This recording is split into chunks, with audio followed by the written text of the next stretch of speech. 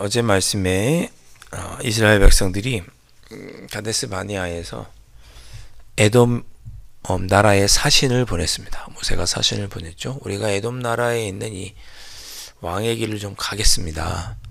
아무것도 주변에 건드리지 않고 물을 마시면 또 돈을 내고 합당한 돈을 내고 우리는 이 길을 따라서 가나안 땅에 들어가는 게 목적이니까 아무것도 하지 않고 이 길만 좀 사용하겠습니다. 그랬습니다.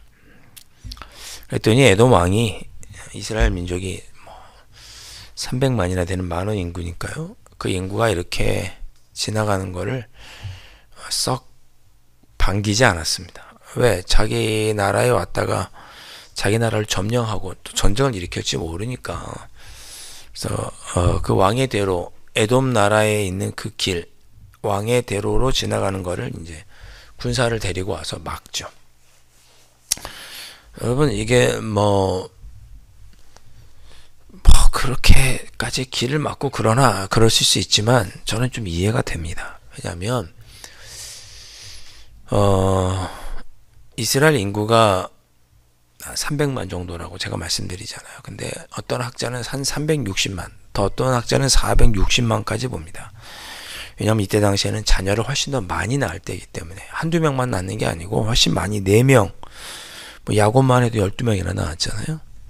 더 많이 보기도 하는데 대략 한 300만 명이라고 치고 홍해를 건널 때 이열 두 사람이 손잡고 홍해를 건너려면 300만이라는 숫자가 홍해를 건너려면 35일이 걸립니다.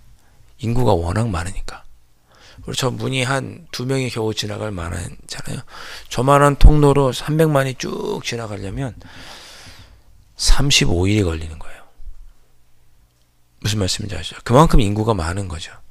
그래서 성경에 보면 하룻밤 만에 홍해를 건넌 것으로 기록되어 있거든요. 출애굽기 14장 같은 데 보면 하나님께서 밤새 바람이 동풍이 불게 해서 홍해를 막고 하룻밤 사이에 이제 이스라엘 백성들이 홍해를 건너간 것으로 되어 있는데 약 360만 명이 하룻밤 만에 홍해를 건너가려면 한 줄에 5,000명씩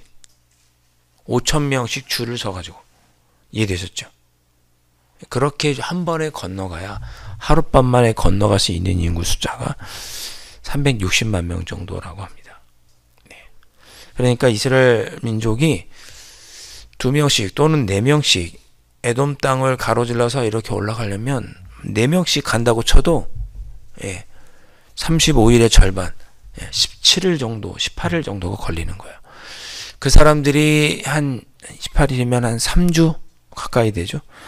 한 달 거의 가까이 내내 그 인원이 이렇게 계속 무기 든 사람도 있고 양가 들고 나라를 계속 횡단한다고 생각을 해보세요.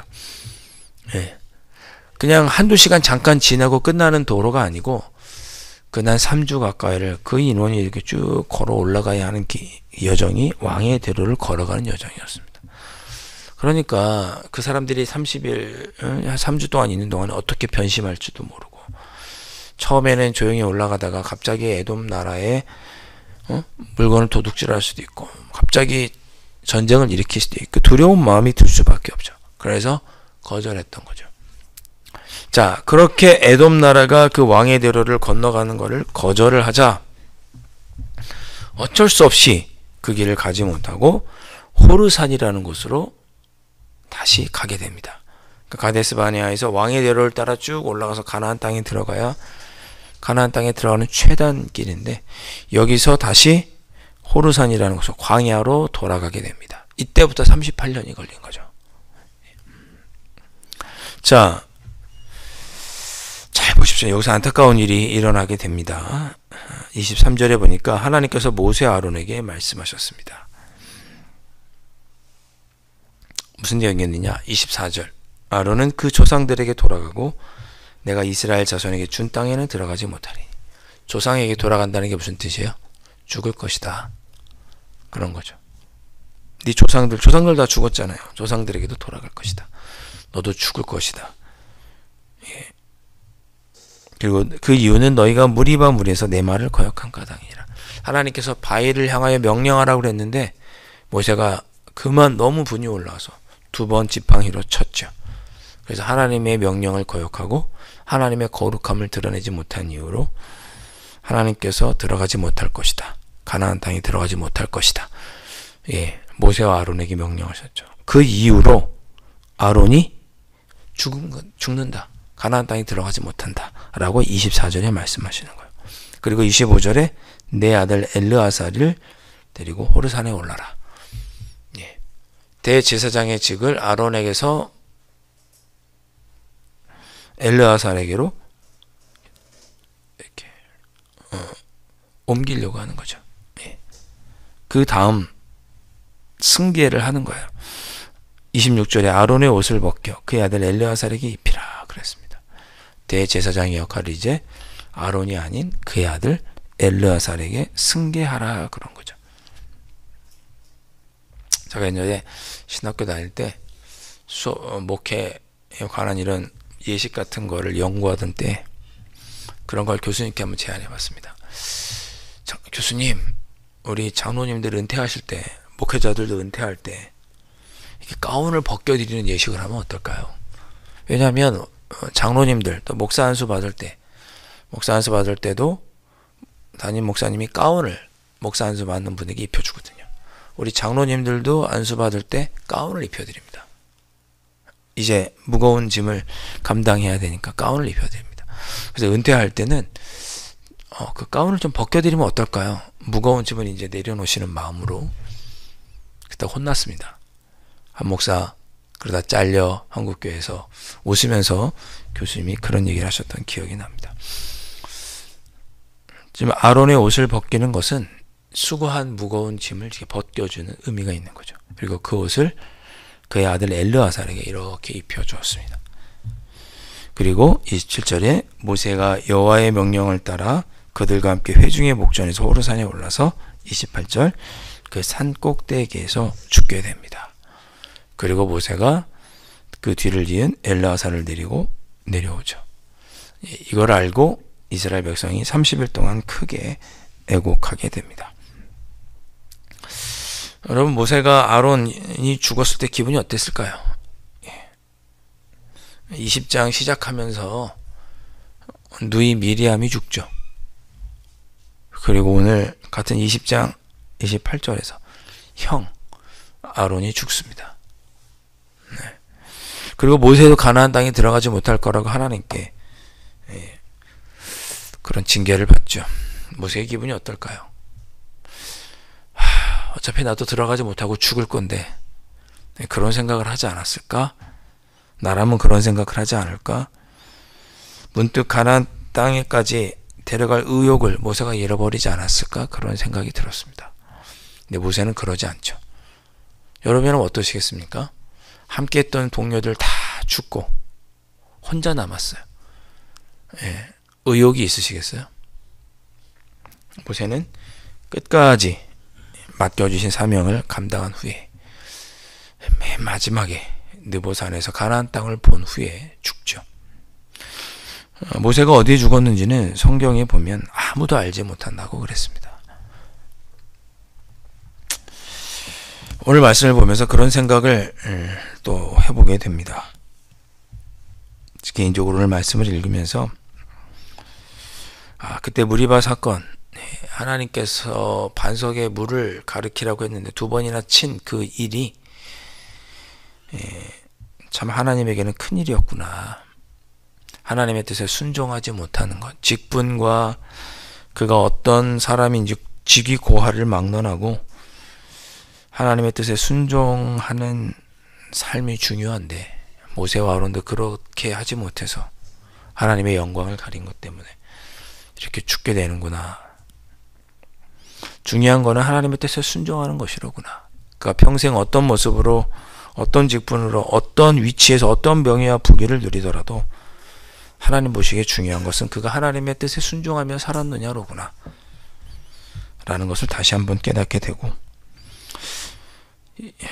25절부터 쭉 27절, 29절까지 그렇게 아론이 죽는 모습을 보면서 그런 생각도 듭니다. 여러분, 신앙은 다음 세대가 이어받아야 합니다.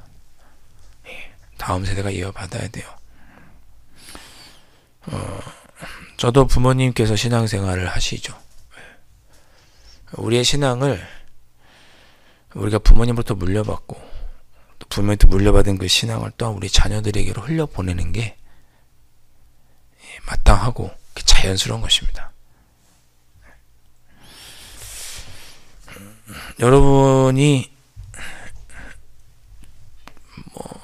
천년 만년 사시지는 못하시잖아요. 그렇죠?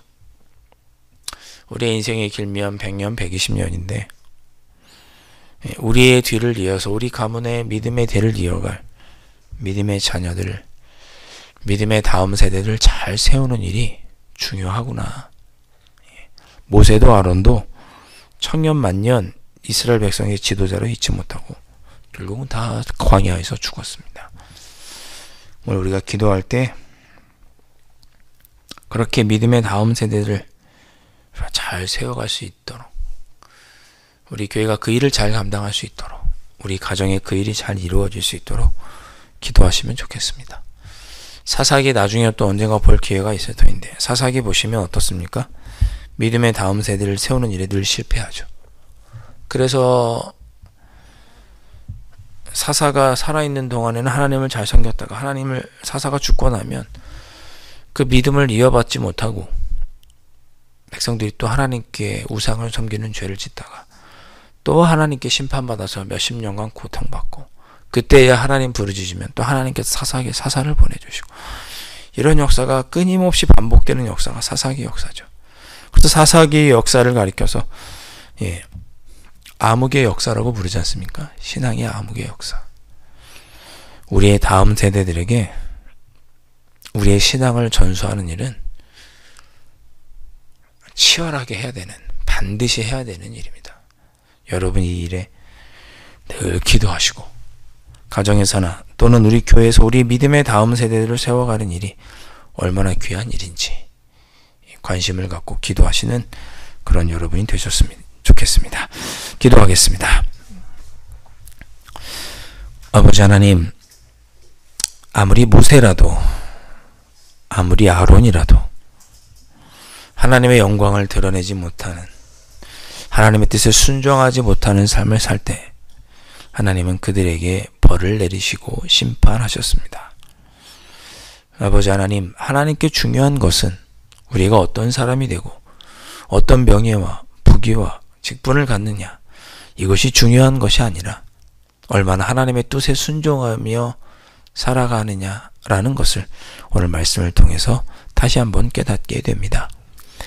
주님, 저에게 부족하고 연약하나 저희들 하나님의 뜻에 순종하며 하나님의 영광을 드러내며 살기를 소망합니다. 성령 하나님, 오늘도 도와주시옵소서. 특별히 5월의 달, 이 가정의 달에 사랑하는 우리의 자녀들에게도 우리 부모의 신앙이 잘 전달될 수 있기를 소망합니다. 우리의 가정의 다음 세대, 우리 교회의 다음 세대들을 아름답게 세우는 일에 저희들이 힘쓸 수 있도록, 늘 기도할 수 있도록 성령 하나님 도와주시고, 그 일이 주님의 은혜 안에 열매 맺어지는 우리 가정, 우리 강남주의교회가 될 수 있도록 아버지 은혜의 은총으로 함께하여 주옵소서. 귀하신 예수 그리스도의 이름으로 간절히 기도하옵나이다. 아멘. 하늘에 계신 우리 아버지, 아버지의 이름을 거룩하게 하시며 아버지의 나라가 오게 하시며 아버지의 뜻이 하늘에서와 같이 땅에서도 이루어지게 하소서. 오늘 우리에게 일용할 양식을 주시고 우리가 우리에게 잘못한 사람을 용서하여 준 것 같이 우리 죄를 용서하여 주시고 우리를 시험에 빠지지 않게 하시고 악에서 구하소서. 나라와 권능과 영광이 영원히 아버지의 것입니다. 아멘.